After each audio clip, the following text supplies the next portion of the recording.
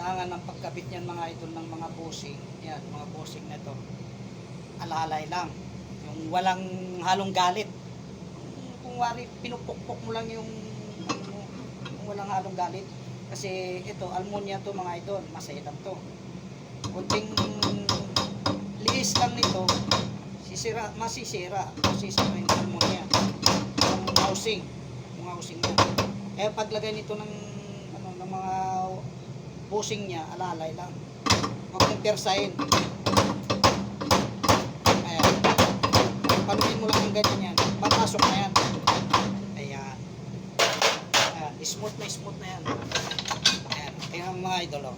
Ayan. Paglagay ng bushing, ayan. Kailangan pulido. Smooth lang.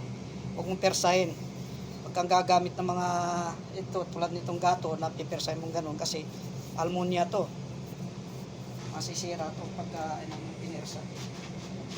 Ayan mga idol, yan, kapit tayo ng malaking bushing.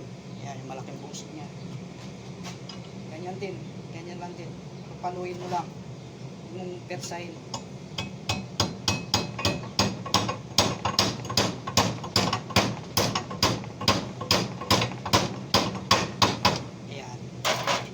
Talaga yan dahil siyempre bago yung bushing niya bago, kailangan yan, ganyan yan, smooth na smooth.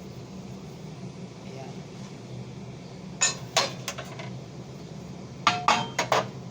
Ayan. Nakabit muna natin yung iba niyang mga gamit mga idol. Ayan. Ito yung mga gamit niya mga idol, ang liliit.